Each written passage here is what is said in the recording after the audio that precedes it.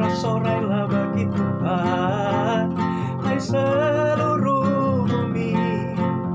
Beribadahlah kepada Tuhan dengan sorak-sorai.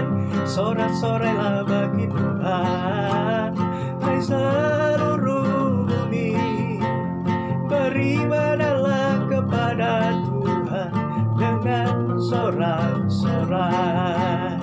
Nyatakanlah di hadapannya dengan sorak-sorai. Nyatakanlah di hadapannya dengan sorak-sorai. Nyatakanlah di hadapannya dengan sorak-sorai. Nyatakanlah di hadapannya dengan sorak-sorai.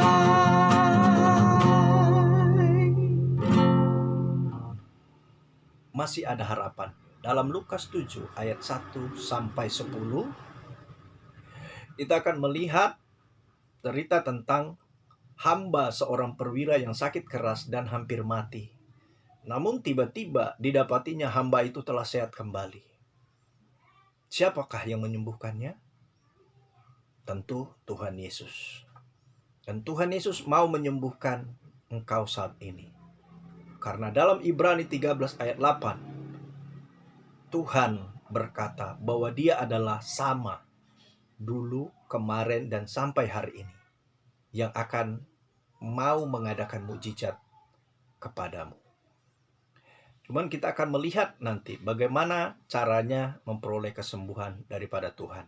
Kita baca dalam Lukas 7 ayat 1 sampai 3. Setelah selesai berbicara di depan orang banyak, masuklah ia ke Kapernaum. Di situ ada seorang perwira yang mempunyai seorang hamba yang sangat dihargainya. Hamba itu sedang sakit keras dan hampir mati. Ketika perwira itu mendengar tentang Yesus, ia menyuruh beberapa orang tua-tua Yahudi kepadanya untuk meminta supaya ia datang dan menyembuhkan hambanya. Kemudian kita lanjutkan ayat selanjutnya. Mereka datang kepada Yesus dan dengan sangat mereka meminta pertolongannya. Katanya, ia layak engkau tolong, sebab ia mengasihi bangsa kita, dan dialah yang menanggung pembangunan rumah ibadat kami. Lalu Yesus pergi bersama-sama dengan mereka. Ketika ia tidak jauh lagi dari rumah perwira itu menyuruh sahabat-sahabatnya untuk mengatakan kepadanya, Tuan, janganlah bersusah-susah, sebab aku tidak layak menerima Tuhan di dalam rumahku. Sebab itu, aku juga menganggap diriku tidak layak untuk datang kepadamu. Tetapi, katakan saja sepatah kata, maka hambaku itu akan sembuh. Syarat yang pertama untuk mengalami kesembuhan daripada Tuhan adalah datang pada Yesus dengan pertobatan yang penuh. Kita akan melihat dalam Lukas 7 ayat yang ketiga dikatakan, ketika perwira itu mendengar tentang Yesus, ia menyuruh beberapa tua-tua Yahudi kepadanya untuk meminta supaya ia datang dan menyembuhkan hambanya.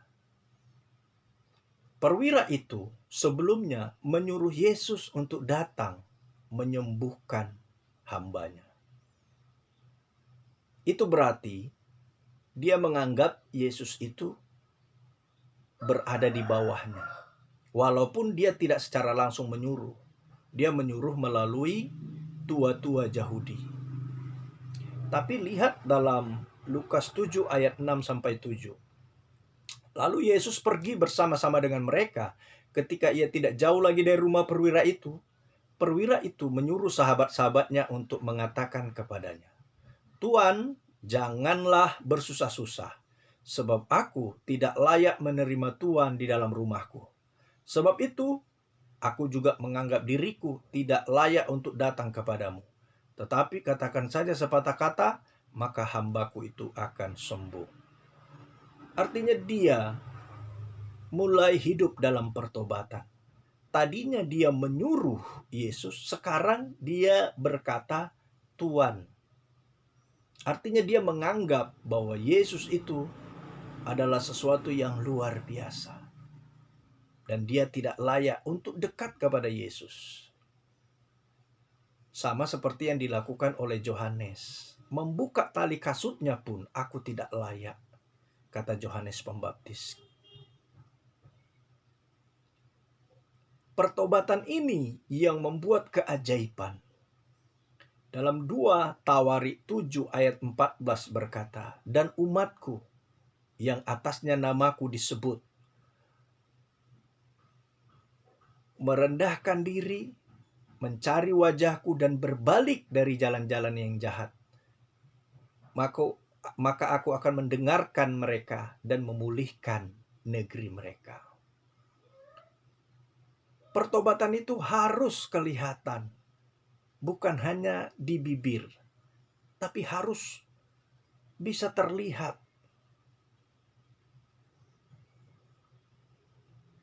Dan kita melihat dalam Mazmur 41 ayat yang pertama dan ketiga.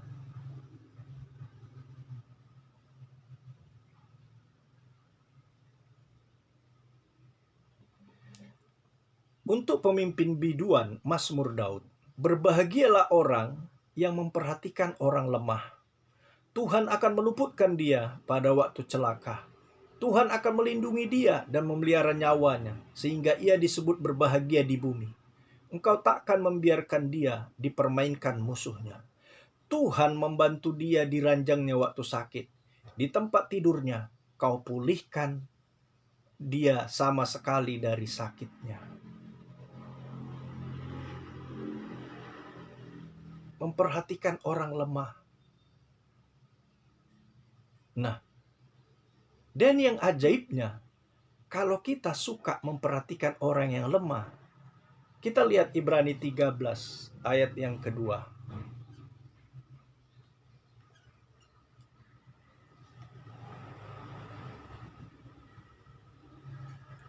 Jangan kamu lupa memberi tumpangan kepada orang, sebab dengan berbuat demikian, beberapa orang dengan tidak diketahuinya telah menjamu malaikat-malaikat. Perbuatan baik yang kita lakukan, tanpa kita sadari, kita sedang menjamu para malaikat. Itu sebabnya, pada waktu sakit, dalam Mazmur 41 ayat 1-3 tadi dikatakan, Tuhan pulihkan dia dari ranjangnya. Karena apa? Karena malaikat-malaikat yang membela dia. Nah, perwira ini juga melakukannya. Kita melihat dalam Lukas 7 tadi, ayatnya yang keempat.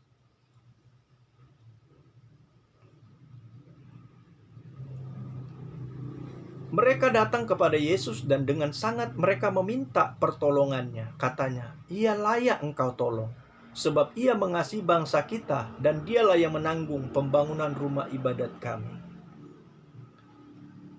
Dia punya kemampuan untuk memberi bantuan agar kiranya orang-orang Yahudi bisa beribadah kepada Tuhan. Dia memberi uangnya untuk pembangunan rumah ibadat mereka. Dia membantu sesuai dengan apa yang dia miliki. Sehingga lihat, ayat yang ke-6 berkata, lalu Yesus pergi bersama-sama dengan mereka. Yesus mau menolong orang-orang yang seperti itu. Yang mau datang pada Tuhan dengan pertobatan yang penuh.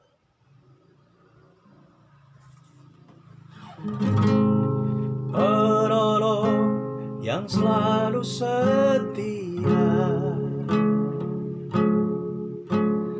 memenuhi keperluanku, tak pernah ia mengecewakan. Yesusku tak pernah gagal. Segala perkara dapat ku tanggung bila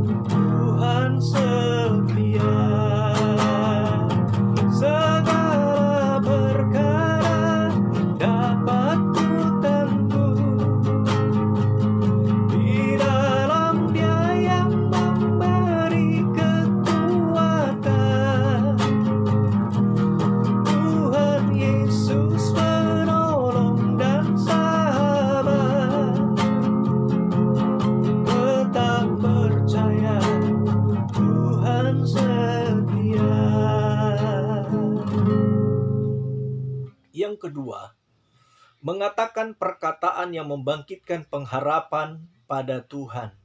Kita lihat dalam Lukas 7 ayat yang ke-7 sampai dengan yang ke-10.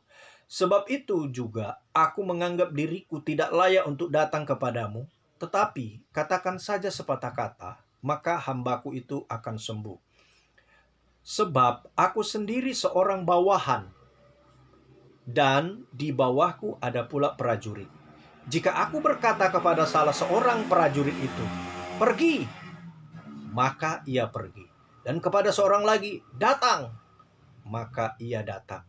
Ataupun kepada hambaku, kerjakanlah ini, maka ia mengerjakannya. Setelah mendengar perkataan itu,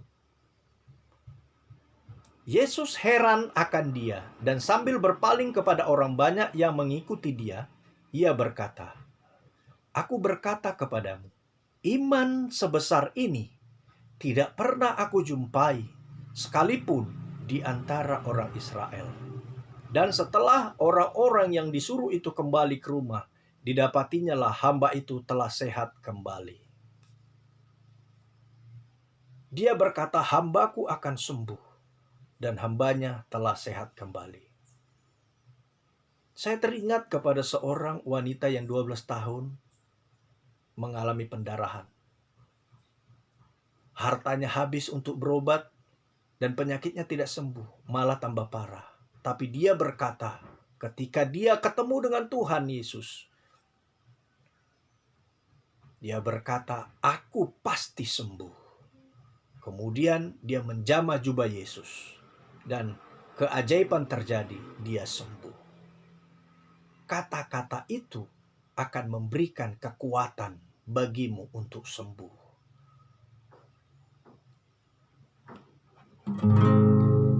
Penolong yang selalu setia, memenuhi keperluanku, tak pernah yang mengecewakan.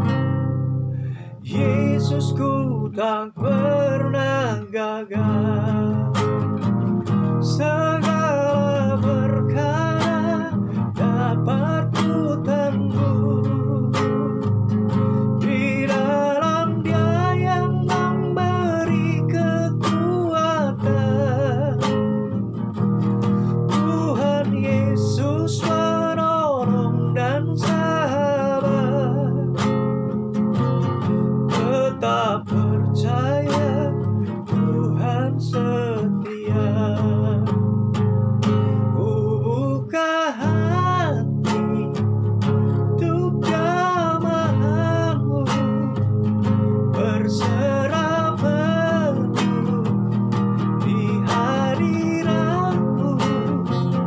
Kau ambil alih seluruh hidupku, di altarmu menyembahmu.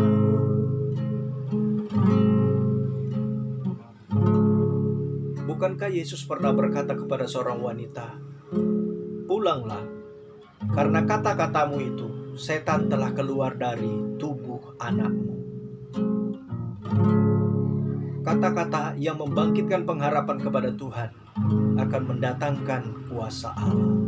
Kau yang layak, kau yang layak, kau yang layak disembah.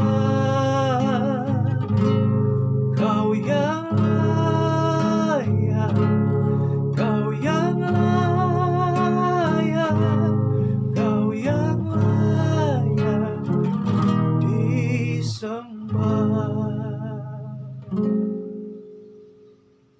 Jadi saat ini, bagimu yang sakit keras dan hampir mati, masih ada harapan.